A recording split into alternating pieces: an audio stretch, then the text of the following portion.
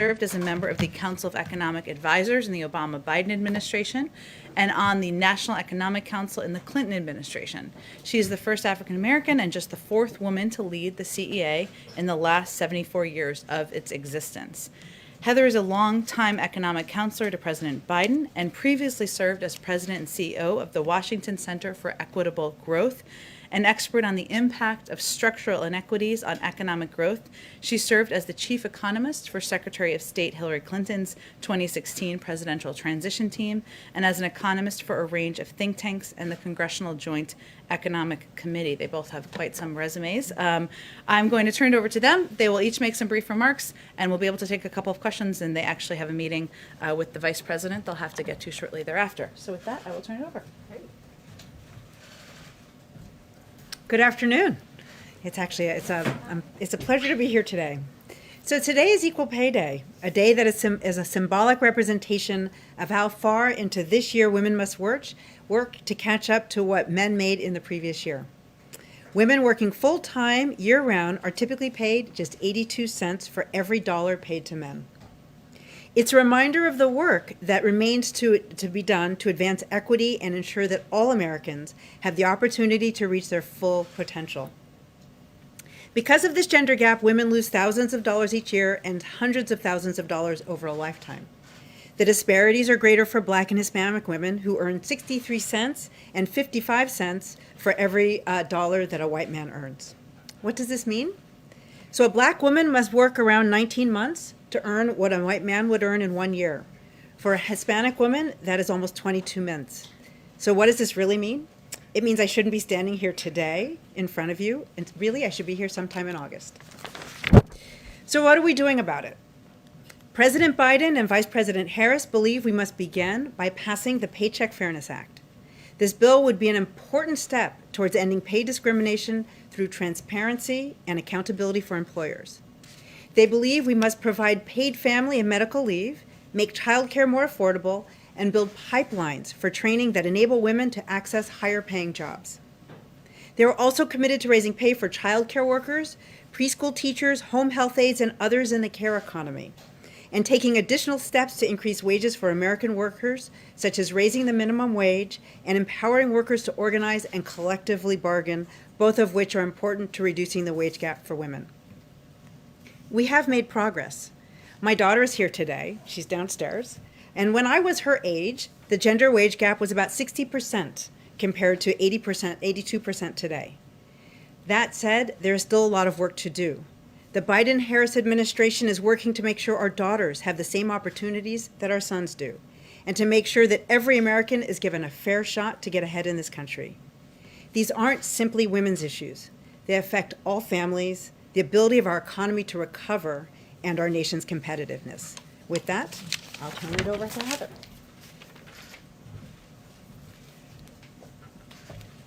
Thank you, Cecilia. So the pandemic and the economic crisis have undermined the health and well-being of women and children in the United States. There are now 4.2 million fewer women working than there were in February of 2020, in large part because of the pandemic. Millions more women have had to reduce their hours, often because taking care of the children is a responsibility that continues to fall disproportionately on women. Our economic recovery depends on us addressing the barriers that have hampered women from fully participating in the labor force. So here's the good news. The American Rescue Plan will change the course of the pandemic and deliver immediate relief and support to women, families, and their communities, critical to building a more equitable economy. The plan will increase the child tax credit from $2,000 per child to about $3,000 per child, and even more for a child under the age of 6. This means a typical family of 4 with 2 young children will receive an additional $3,200 in assistance to cover the costs associated with raising children. This will benefit 66 million children. The plan will also increase the earned income tax credit for 17 million workers by as much as $1,000, benefiting many cashiers, food preparers and servers, and home health aides, those frontline workers who have helped their communities get through this crisis, many of whom are women, many of whom are women of color. The plan also expands childcare assistance, helping hard-hit childcare providers who are disproportionately women of color cover their costs. And it will give families an additional tax credit to help them cut their childcare costs. Families will get back as a refundable tax credit as much as half of their spending on childcare for children under age 13, so they can receive a total of up to $4,000 for one child or up to $8,000 for two or more children. If we add it all up, these are historic actions that will not only help rescue our economy, they will help support our country's women and their families. But we know, as Cecilia pointed out, we have to do more to close the wage gap and to take steps to ensure that all women, especially women of color, have their shot to get ahead. And so with that, we will take some questions. Okay, Jennifer, kick us off. Okay, thanks. Question for you both. This is on racial economic gaps. During the campaign, President Biden talked about wanting the Federal Reserve to close income gaps, and he wanted to measure the progress they make in closing those racial economic gaps. Would you be willing to say if any steps have been taken so far towards requiring that sort of thing? Is the White House still interested in talking to Congress about amending the Fed Act to require some sort of measures? Sure, I'm happy to take that. So I can't speak to that exactly at this time. What I can say is that this administration, across the administration, we are committed to addressing the racial wage gaps and racial inequity gaps. I can say at the CEA, for example, we are using data to understand the impact of all of our policies when we study what's happening in the economy. We want to look at how it's not just affecting the average, but looking at all groups. And I would also mention that when Chairman Powell testified yesterday, I think it was just yesterday, and last week, he pointed to the fact that as the Federal Reserve is doing its monetary policy, it is looking not just for the average unemployment rate to change, he is looking to see that the economy is doing well for everybody. So, we are very aligned in that. Go ahead. Thanks for doing this. Josh spoke with AP. Lots of Americans thought educational attainment would close the gender wage gap and racial inequality. But in fact, if you look at college grads, the gap widens between men and women. Some of that is due to age, but what are the factors driving here? Why hasn't educational attainment delivered more? I'm happy. Yeah, so, educational attainment was actually very instrumental in making some of the gains between my daughter, the wage gap when I was coming up and my daughter. So we know that women getting higher years of schooling was very important in the early years. But now we know that women on average are getting more schooling than men. So that is why it is not contributing as much. And what we see then is that there are other factors. So we see that the wage gap among young adults is actually fairly small, and it opens up, particularly when women start families, which is why the care economy and the efforts we're making to ensure that workers, not just women, but all workers, can balance work and family is going to be so important. We also know that flexible workplaces is very important for helping workers to balance work-life, the work responsibilities and job responsibilities. Claudia Golden at Harvard, for example, has found that the wage gap is smaller in occupations such as pharmacists, where there's just more flexibility baked into the occupation. So there's still more work to be done, and I think it really goes to helping women in particular, but all workers balance responsibilities of family and work. Karen? Heather, you had cited the statistics on 4.2 million fewer women now in the workforce than before COVID. The president has said that women dropping out of the workforce during the pandemic is a national emergency. Are there new measures under discussion now specifically on that issue to reintroduce women back into the workforce, part of the Build Back Better plan, and what can be done to bring them back in? It's a great question. The most important thing that we need to do is wrap our hands around this pandemic. Right, so the steps that were taken as a part of the American Rescue Plan to, deal with the health crisis, make sure that the vaccine gets out, all of those things, that is certainly going to be an important step forward so that schools can reopen safely. And then, of course, there are funds as a part of the American Rescue Plan, historic investment in child care centers to help them reopen safely. So part of what we see in this decline in women's employment is because of the fact that they're responsible for children, the fact that childcare centers have closed, schools aren't open, families are trying to telecommute, or they're trying to go out to their job and cope with children not having adequate care or the right care. That is really, I think, going to play an important role in getting folks back in to the labor force. And I want to stress that's on both sides, right? In those caring economy parts of our economy, these are jobs that are disproportionately held by women. So in making sure that schools are open and childcare centers are open, we're helping those women as workers and also as parents and caregivers. So I think those are some of the first steps that we need to see.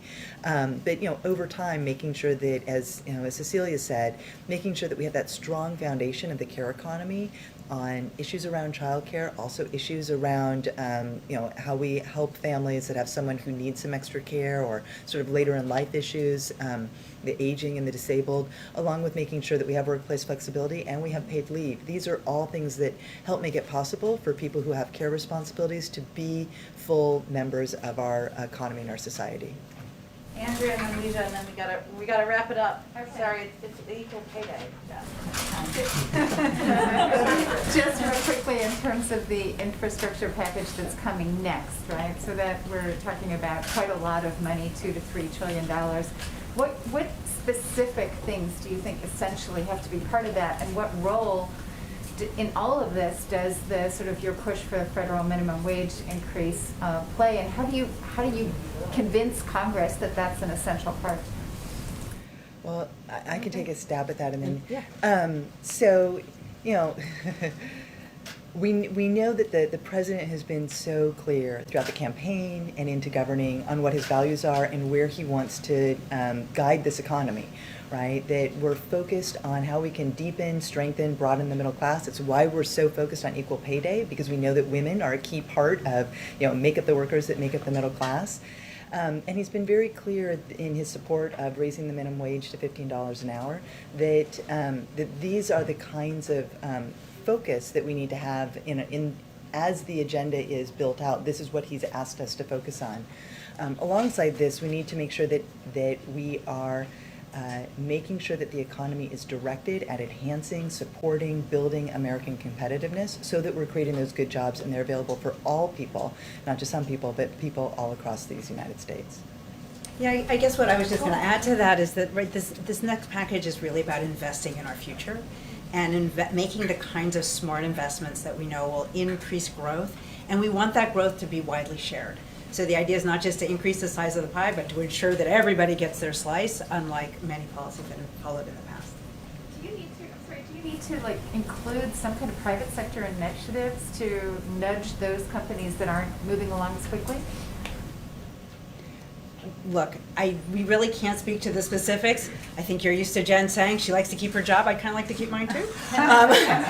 So we are looking at the most effective ways in order to make these kinds of investments that we know are just so important to our economy. Thank you so much. I think just to follow up on Karen's question, making sure that there is support for the women is one thing, but will there be any concrete measures in the Build Act that are planned to make sure the 4.2 million women have jobs to return to? Right, that is the exact purpose of the American Rescue Plan, right? The whole purpose is to get us through this pandemic and to help our businesses that are viable stay in business, to help the workers who need help paying their rent and getting food on the table, to stay engaged and not just imagine that they're going to drop out forever. We know that the longer that we have the economic crisis and the longer that workers are out of the workforce, the harder it is for them to come back. So that is the entire focus of the American Rescue Plan, is to get us back on track so that by next year we are back to essentially full employment. All right, thank you both so much for coming. Thank We'd you. love to have you back. Thank you. Okay, I just have a couple of other items for you all at the top. As you know, this afternoon, the President and First Lady will be joined by Megan Rapinoe and Margaret Pearce at the White House for a virtual event with other members of the U.S. Women's National Team, where the President will sign a proclamation marking Equal Pay Day. Additionally, the second gentleman is in St. Louis, Missouri for a listening session on gender equity in the workforce. As Cecilia and Heather just detailed, the pandemic and economic crisis have undermined the health and well-being of women and children. The American Rescue Plan provides help for women and families by increasing the child tax credit, expanding child care assistance, and providing women and families the relief they need. It also provides $130 billion to help schools serve all students and reopen. Yesterday, on the anniversary of the Affordable Care Act being signed into law, the president, of course, traveled to Ohio. It was a great trip where he announced that the administration would expand access to health care coverage by extending the special enrollment period until August 15th. I know a number of you noted that, but I just wanted to reiterate it since it was late in the day. This morning, the president was proud to sign into law the Save Lives Act. The bipartisan piece of legislation will give the VA the ability to provide vaccines to all veterans and boost vaccine efforts for veterans, families, and caregivers. It's truly a testament to what government can do when we work together. He's grateful for the leadership of both the Senate and House Veterans Affairs Committee, both chairs Mark Takano and John Tester, and ranking members Mike Bost and Jerry Moran. As we announced this morning, but to give you a little bit more detail, the president will travel to Pittsburgh, Pennsylvania next week on Wednesday, March 31st, where he will deliver a speech laying out more details of his plan to build the economy back better. Over the next several days, and this is probably why they were hesitant to give more detail, he will continue meeting with his economic team to finalize details of his proposal, including the scale, scope, and final policy components. His focus, of course, will be on investing in America's workers, making sure the tax code rewards worth, not wealth, delivering on the promises he made to the American people when he was running for president. With that, go ahead, Josh. Thanks, Jen. On the shooting in Colorado, the president said Congress must act. Senate Majority Leader Schumer has also said the Senate's poised to act. But Vice President Harris said today on CBS that she thought the change would have occurred after the Sandy Hook shootings. And I'm curious, what does the president think is different this time, and how has he changed his approach so that this administration can pass these changes when in the past it failed?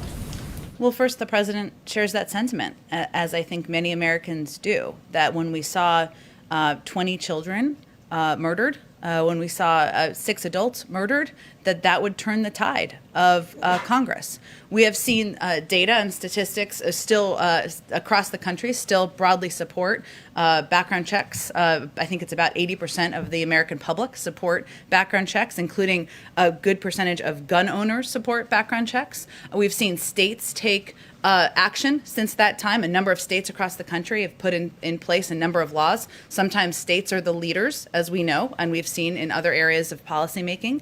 But I think the president, who has been in public life and public office for 50 years, more than 50 years, would be the first to tell you if he were standing here that just because you don't get the policy making, the legislation done the first time, it doesn't mean you quit trying. And certainly tragedies like we saw earlier this week, like we saw last week, mass shootings that are killing innocent lives, leaving family members without their loved ones, is a reminder of how important and vital that is.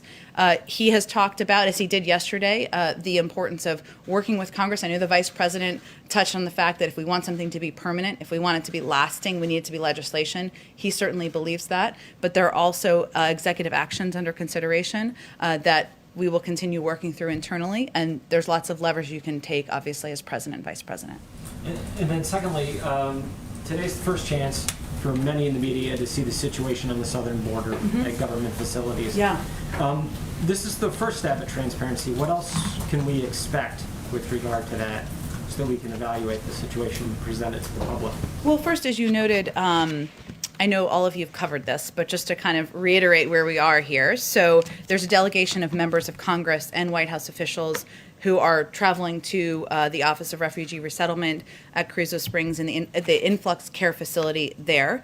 There is a network pool camera that will be a part of this journey, which will be which will ensure that there's network pool coverage, or network pool footage, I should say, that is provided to all of the networks so that you can all see as the media for yourselves and be able to provide analysis on that B-roll footage. And we are also remain committed to transparency, and will continue to work with agencies on creating avenues for media access to and visibility into these facilities. So I think our balance is, of course, privacy, as you all all know, it is also that we are in the middle of a pandemic, and that these facilities, of course, can't become forums for media access all day long, every day. I think we all agree on that balance, but we will continue to look for ways to increase transparency and provide additional access and fulfill requests. Go ahead.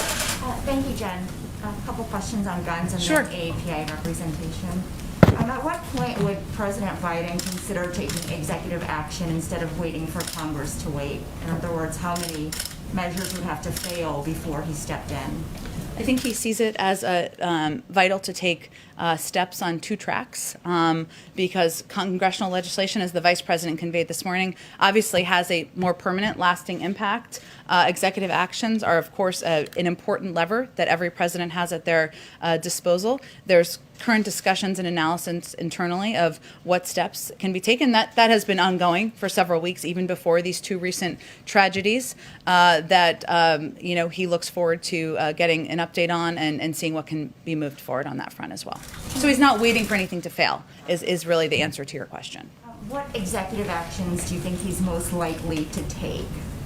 It's a great question. I have it myself as well, but it's an ongoing policy process internally. I will say that his view, the Vice President's view, and our policy team's view is that it's not just about addressing gun access. That's important. And obviously there's legislation that's under consideration on background checks that they both strongly support. They want to see move forward. It's also about addressing community violence and a range of issues that are root causes and kind of lead to the deaths and the impact that we're seeing that's so troubling. Got it. Thank you. And then on the other issue, the White House had conversations with Senators Duckworth and Hirono. I think one concern that they have brought is the question of who is advising President Biden from the AAPI community as we see this surge of violence. I know Ambassador Rice and Cedric Richmond are leading the engagement efforts. Who in the AAPI community is having direct conversations with the president about what's unfolding? Well, you mentioned Cedric and Susan Rice, who have been doing listening sessions for some time, and obviously those will continue to pick up. Obviously, the Vice President, who is the first in the meeting and the last in a meeting on every issue, including the impact of the violence and the threats and that we've seen increase over the past several months against the AAPI community, as a member herself of the AAPI community, is certainly playing an important role on that. And as we noted in a statement we released last night, we are also adding a senior level Asian American Pacific Islander liaison who will ensure the community's voice is further represented and heard, not just around crises, not just around an increase in violence, but in general, and playing an important role with a seat at the table. And to be clear, this is a new position in addition to the one over in public engagement? This is the one that we announced last night. So it's going to be a new senior level position. Yes, Addis, yep. Mm-hmm. Will this person also have a policy portfolio, or will it just be mainly outreach? I can get you more specifics. I mean, I think that when all the roles that are in our playing liaison roles, typically have a seat at the table on a range of issues. So whether it is healthcare or climate or community violence, so typically it's having a seat at the table on a range of topics, but I can see if there's more specifics. Obviously, we have not hired yet because we just announced this last night. Go ahead. To follow up on Yuja's question, on the president, we were talking yesterday about executive action on gun reform, but the president also was making it clear he wanted to see Congress act. He Yes. said that several times. Yes. Would he propose his own gun reform plan that he would present to Congress, as we've seen him do in the COVID relief plan and what we anticipate coming on the economic plan? Would this be something that could originate here and not wait for Congress to move? You know, Karen, I think it's a great question. There's obviously a lot of pieces of legislation that have been proposed. There's these two background check bills that have moved their way through the House. There's also legislation that's been proposed by Senator Feinstein, Congressman Cicilline, that addresses some banning an assault weapons ban, which is something the president worked to pass in the 90s when he was in the Senate. So there's a range of steps that can be taken to increase gun safety measures. What our team is looking at now is what is the legislation that's out there? Are there any gaps that need to be filled? policies or proposals that have been introduced in the past that could be reintroduced.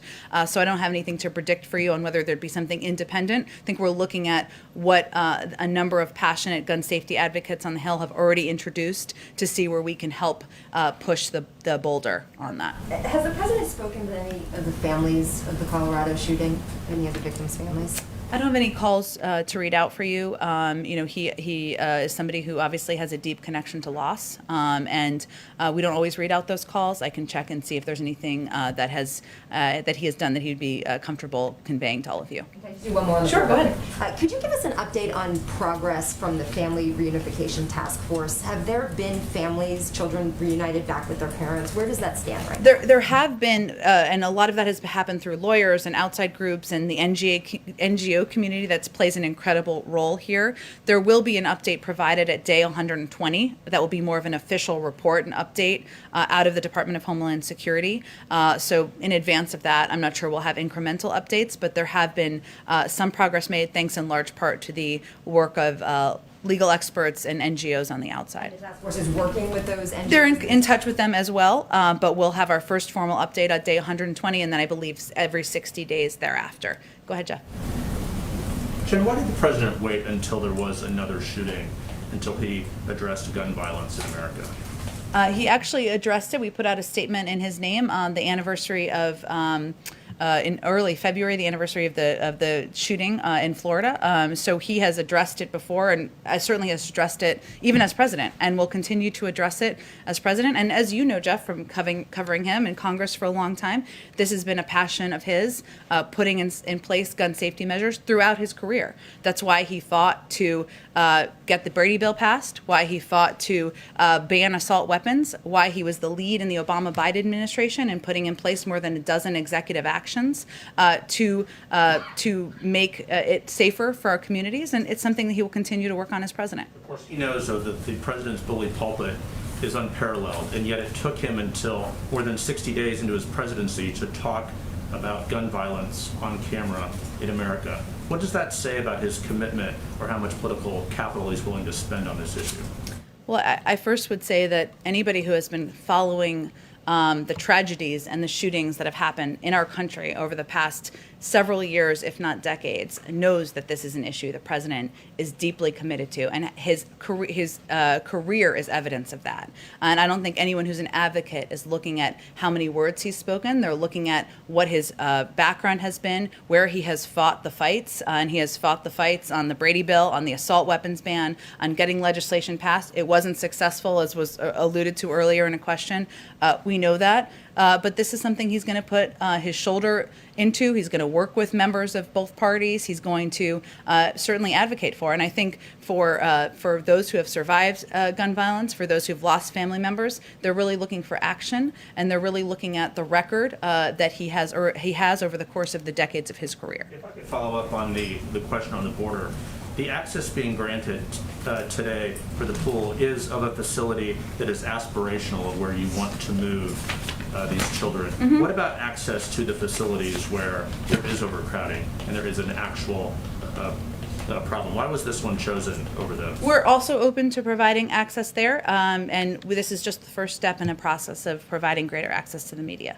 When would that decision be made? You said earlier in this week that you would be working on access. Is this the only access, or will that be coming in the coming days? I would consider it's ongoing, and we wanted to provide pool coverage, as you all know, who are in the television field of television, that allows for a video camera to provide access to all the networks. We felt that would be a good first step, and we're looking forward to continuing to engage about how to provide increased access. Would you agree, though, that you've chosen the facility that is the aspirational facility as opposed to the problem at this moment? Well, I would say we all agree that the Border Patrol facilities are not places where children should be. They are children should be moving more quickly through those facilities. That is what our policy central focus is right now, as you know, Jeff. And it's also becoming a public health concern because of the number of kids who are moving through those facilities and the fact. Why not show those to the American people? We will, and we are working with the Border Patrol and with DHS to determine how we can do that. Go ahead, Jennifer. On Iraq and withdrawing U.S. troops from Iraq, could you please give us an update on Iraq's request for the start of talks on that withdrawal, please? That's something we are looking forward to convening next month. And I'm not sure if I have an update other than to convey that we look forward to our strategic dialogue with the government of Iraq over the month of April. The meetings will further clarify that coalition forces are in Iraq at the invitation of the Iraqi government and solely for the purpose of training and advising Iraqi forces to ensure that ISIS cannot reconstitute. And we are committed first and foremost to Iraq's sovereignty. We look forward to these important discussions with Iraqi leaders on the future of our partnership that will convene next month. Go ahead. Got a couple of quick ones for you. So on Nord Stream 2, that is an issue that keeps coming up in the relationship with Germany. How soon do you think those sanctions will be implemented? And has the president had a chance to discuss this issue at his level with the Chancellor of Germany? I don't have any calls, although we do read out the calls that he does. So you would certainly know if he had a call with the Chancellor of Germany, I can assure you. So not a new one that I'm aware of that you are not aware of. We continue to believe it's a bad deal. I don't think we have an update on our policy position beyond that. Okay, and then 14 states have now sued the administration over the oil and gas, over the pause in oil and gas leasing.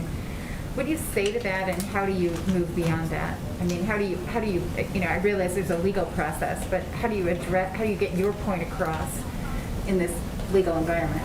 Well, I would say first, oil and gas jobs aren't going anywhere. The outgoing administration flooded the oil markets with cheap federal leases. This will not affect oil and gas production or jobs for years to come.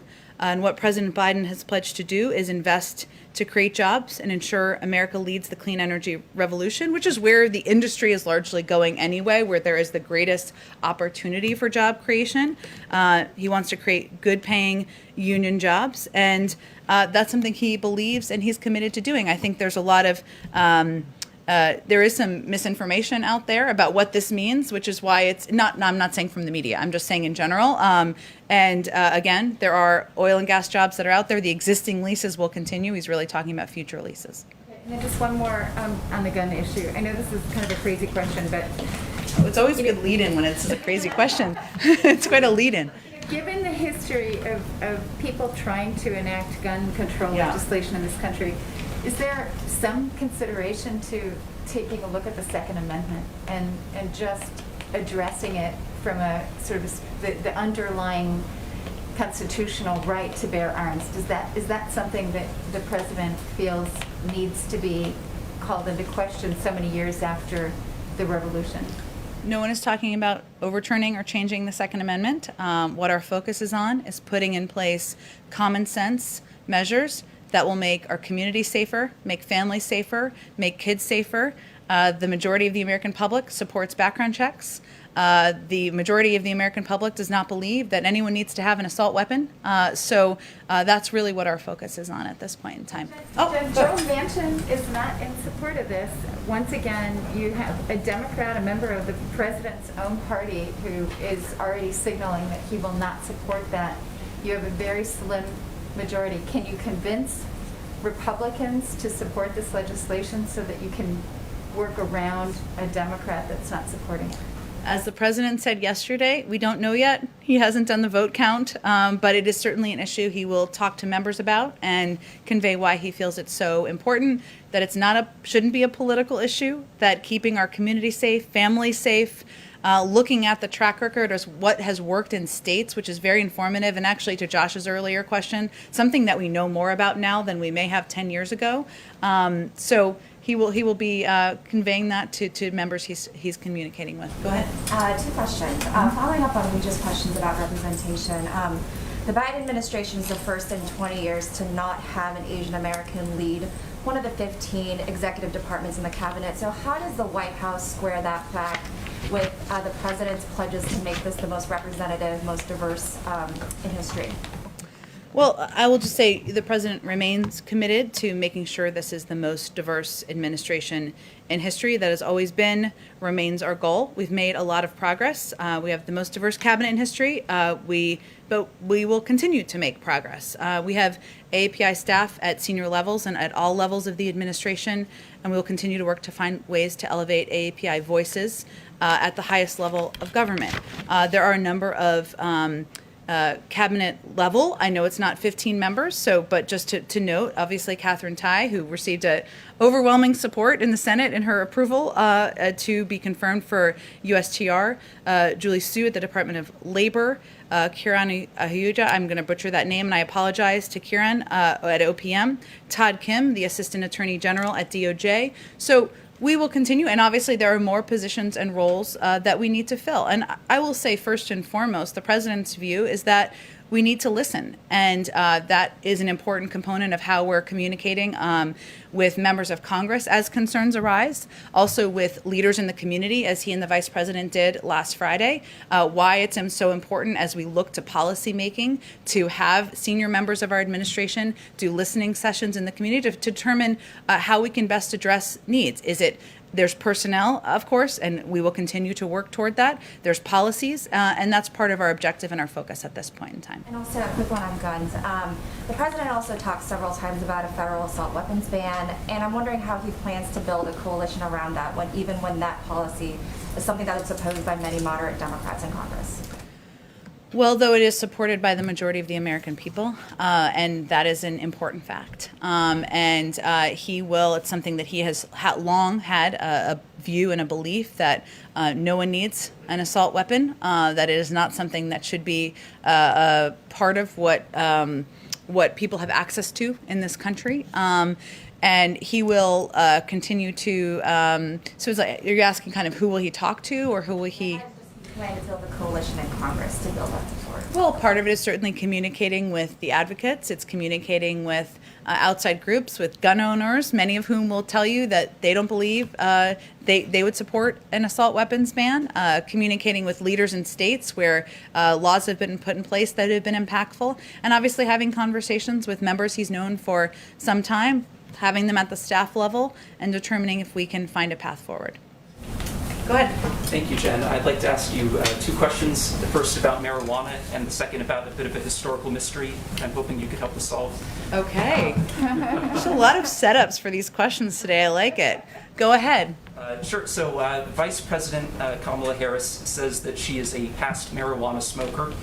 She said, quote, "It gives people joy, and we need more joy in this world." She is with a clear majority of the U.S. population in supporting marijuana legalization. According to polls, 2/3 of people do, including about half of Republicans. Yet last week, the Daily Beast reported that there were dozens of White House staffers who were either disciplined or terminated from their jobs for past marijuana use. You seem to confirm 5 terminations on Twitter. And my question is, why would President Biden allow this to happen, especially considering the White House staff were led to believe that pot use would not be disqualifying, and especially considering the Vice President is herself a former marijuana user? Well, let me first say that what we tried to do as an administration was work with the Security Service, who actually makes these determinations about suitability for serving in government. In the past, and I served in the Obama-Biden administration, the rules were actually far more stringent. So that isn't about anyone's personal point of view. It's about working through the process, the history, and modernizing it and taking steps to address the fact that marijuana is legal in a number of states across the country. It is still illegal federally, right? We know that.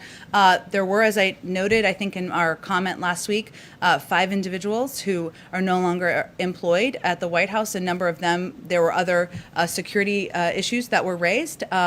And that's an unfortunate conclusion, of course. But what we tried to do is enable additional members of the team who would not have been able to continue serving in past administrations to continue serving by updating our policy in coordination with the Security Service. Follow up on that. Surely President Biden could, implement changes here unilaterally and just say that these people can come to work for him.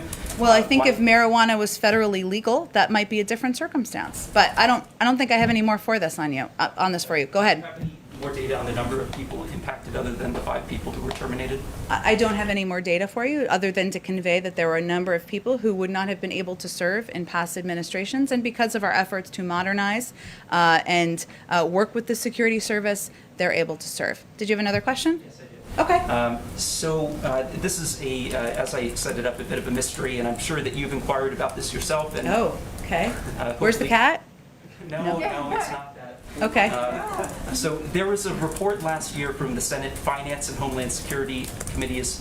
It claimed that the wife of Moscow's former mayor paid a company associated with the president's son $3.5 million.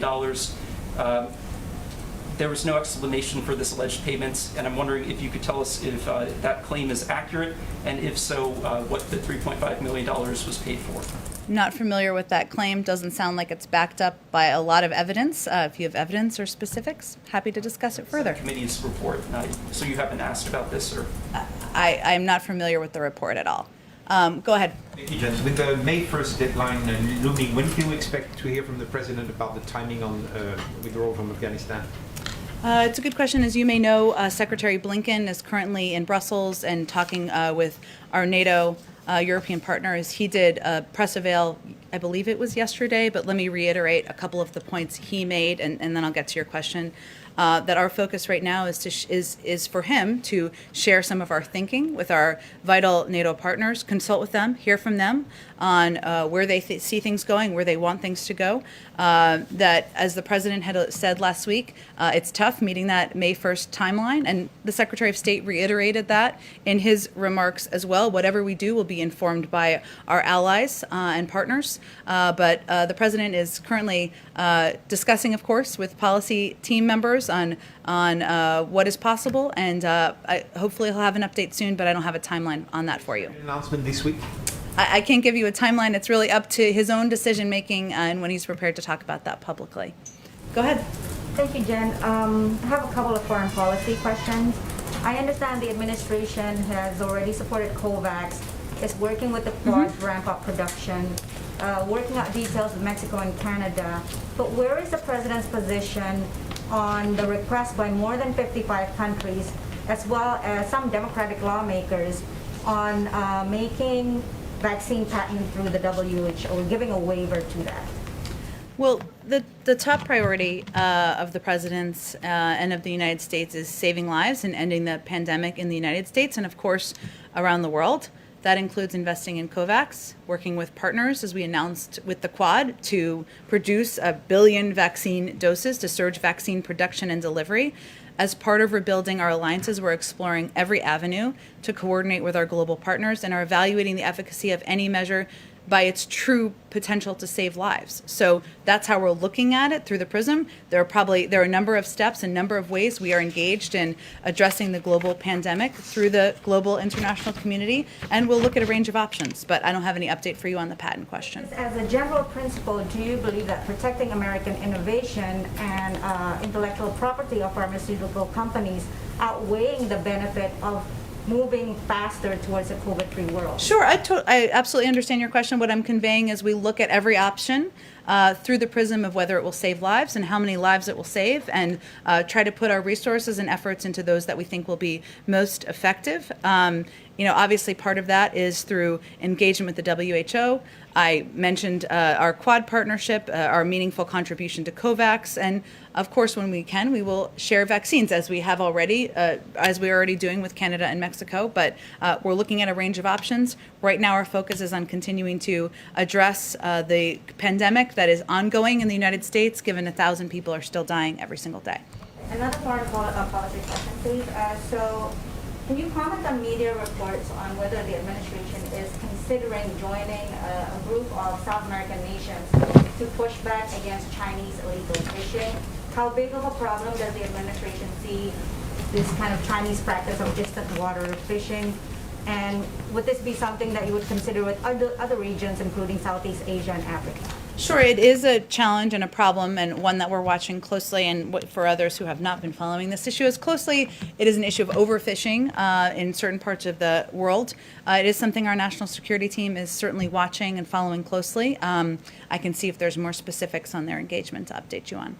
One domestic question. Go ahead. Just a question on vaccination for federal government employees. I mean, so far it's been pretty much where they live, right? I mean, if you're in DC, you follow DC rules, Maryland, and so forth. Is there any other kind of consideration from the White House to just expand access to vaccines for federal government employees?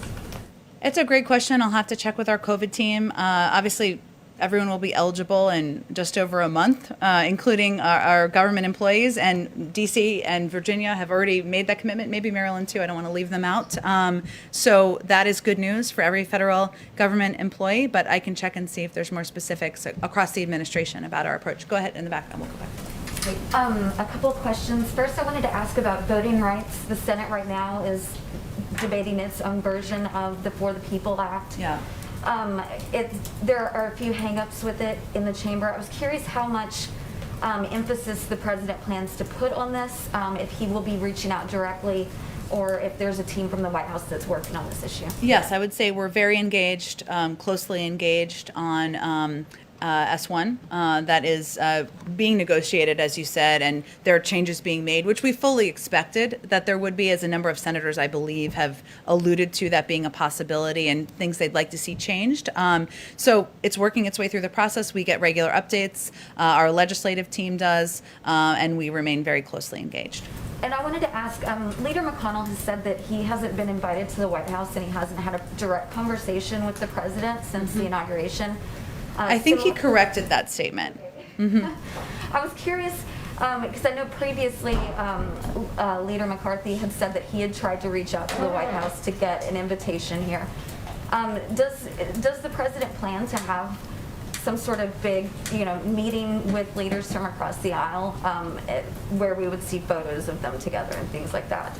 I'm sure he will. We obviously have been limited on COVID to any events in the East Wing, and at this point we'd be very much in the Easter egg roll preparations, which of course we will not be, but obviously more important, substantive, vital meetings than that. He's had a number of meetings, bipartisan meetings in the Oval Office. He will continue to do those. Those have often been constructed with committee chairs or members with specific jurisdiction. He has a long friendship with Leader McConnell. He has spoken with him. He speaks with him regularly. We're obviously not going to read out all of those calls. I expect that will continue. I wanted to ask, we've been seeing a lot of images of spring breakers, especially in Florida, and I was curious how aware of that the president, if he's being updated on that regularly, and if he plans to make any sort of address or public appeal to people on the issue. Well, we do watch that closely. The president is briefed regularly by his COVID team, and of course he has seen the news coverage, thanks to all of you, of spring breakers who have been gathering in far too many numbers. There, of course, were steps taken locally in response to this. We also watch that closely. I'm not sure. I don't have anything to preview for you in terms of him addressing spring breakers publicly. I will say that his message, broadly speaking, is that we are still at war with the virus. This is still a threat to the lives of the American people. We need to be vigilant. We need to wear masks. We need to hand wash. And that is a message, of course, directly to anybody who is not abiding by the recommendations of public health officials. Just one more. Do you have any update on the president's plans? Will he be traveling to Boulder? I don't have any updates on that. As you all know, this tragedy only happened just about 36 hours ago, and obviously that would be done in consultation with local officials who I know are still digesting the events and in their community, working on healing in their community. I can note, since you reminded me, he did speak with the mayor this morning as well, and he had spoken with the governor yesterday, and will remain in close touch. But let me just go to the back, and then we'll come back. Go ahead in the back, Lal. Thank you, Jen. Last week, Secretary Blinken and NSA Jake Sullivan had a meeting in Anchorage with Chinese counterparts. Have they given a briefing to the president on the China policy? Has it changed any China's policy of the Biden administration? Although I know that the president has spoken with Secretary Blinken and National Security Advisor Jake Sullivan since their return. I don't have any. Obviously, they talk about a range of national security issues, ongoing policy processes that are ongoing. We're currently taking stock of where we are, which includes close consultation with allies and partners. As I noted, Secretary of State is in Brussels currently on the way forward, and we'll continue to work with China going forward when it's in the interest of the American people. So we're in consulting internally, consulting with our partners and allies, and that's really the stage we're in at this time. I have a question related to legal immigration. When Vice President was a senator, she supported the cause of EAD, Employment Authorization Cards for H4 and L2 visa holders. Now these guys are saying, most of them are women basically, they're saying there's very long delay in issuing EAD cards for H4 and L2 visa holders. Some of them have also went to the court. What is your, why these delayed that? I think part of the reason we want to push for action on immigration on the Hill is to move forward with expediting the processing and doing that on several levels, including a number of the visas that you just introduced or just conveyed. So that's part of the reason why we think that's such an important piece to move forward on. A final one. Number of Indian American doctors whose job is to treat patients during this COVID era, they are on the Hill protesting against and demanding elimination of country quota for green cards. I know the White House has sent a legislation to the Hill and that talks about that, but they're still protesting against and faster implementation of that passage of the bill. What is President's message to those doctors?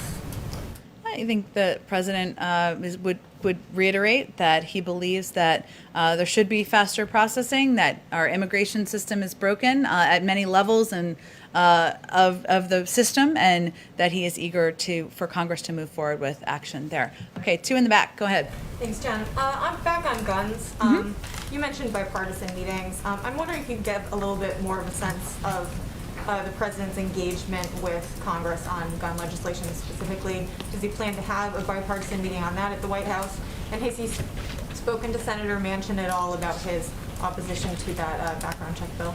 I don't have any meetings to predict. Obviously, this is an issue that there are a number of passionate gun safety advocates on the Hill, as you well know, who have strong views about what the path forward should look like. So I have no doubt that he has discussed this issue with them over the course of the last 2 months of his presidency. As it relates to the tragedy of Tuesday night, he was, of course, in Ohio all day yesterday with a very full schedule. So he didn't have any calls yesterday, but it's something that he will continue to look for ways to engage, to discuss, to advocate for action moving forward. And is there an update on his joint session to Congress? No update yet. We have a speech coming up next week, and we certainly he remains interested in and committed to doing a joint session. We remain engaged with them, but I don't have an update on the specific timing. And if I can just ask one more from one of the reporters in the pool who couldn't Go be ahead. here. There was an Axios report today that he met with historians to discuss how aggressive he could be on his economic agenda, among other topics. I'm wondering if you can confirm the meeting and maybe tell us who was involved and why he felt the need to meet with historians on this. I will tell you, presidents love historians. I know this is my second president working for. I think it's important to learn from what worked and didn't work in the past and gain perspective from people who study that. He did meet with historians a couple of weeks ago. I don't have the list of names in front of me. I can see if there's more details we can provide. And really, it's meant to have an open conversation about the challenges our country is facing and looking back at history. And it's a moment to step back and reflect and use it as lessons moving forward. Go ahead. Thanks, Jen. A few on spending, one on taxes as well. I know you can't get into specifics at this point, but what the president is being briefed on by his economic team in the upcoming days, is this an infrastructure package? Is it the president's Build Back Better plan, combination of both? Give us an overview of what it is. Well, our Build Back Better agenda, his Build Back Better agenda, includes a number of components that he talked about on the campaign trail. Infrastructure is part of it, making the tax code fair and one that rewards work and not wealth is part of it. Doing better by our caregivers is part of that. Increasing access to health care is part of it.